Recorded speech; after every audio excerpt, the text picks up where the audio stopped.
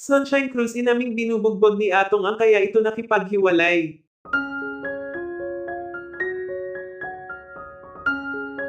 Patuloy na usapin ngayon sa social media ang nangyari sa relasyon ngayon ni Sunshine Cruz at Atong Ang.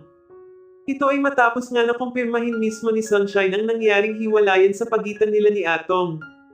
Sa naging panayam ni Sunshine, lahat umano ng bagay na gusto niya, kayang ibigay ni Atong dahil sa kapangyarihan at pera nito na maging ang imposible ay kayang gawing posible ni Atong.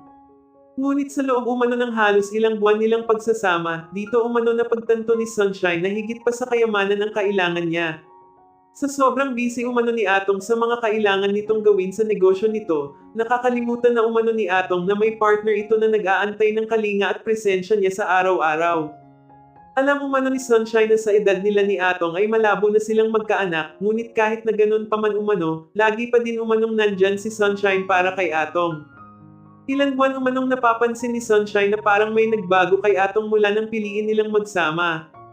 Inintindi at sinuportahan umano siya ng kanyang mga anak dahil gusto umano ng mga ito na maging masaya siya. Ngunit lahat umano ng sakripisyo ni Sunshine binaliwala ni Atong. Nagkamali umano siya ng taong sinamahan at minahal. Hindi umano niya lubos akalain na babaliwalayan ni Atong Ang lahat ng kanilang pangarap mula umpisa. Ayon pa sa source, hinala umano ng mga netizens na may bago na umano sigurong pinupormahan si Atong Ang. Ito ay base na din sa ilang saksi sa mga pinaggagawa ni Atong nito lamang nakakaraang mga araw.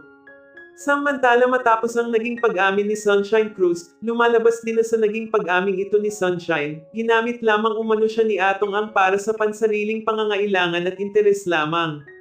Ayon pa sa ang reliable source, inamin na din umano ni Sunshine Cruz na di umano'y pinagbubuhatan umano ng kamay ni Atong si Sunshine ng marami ng beses.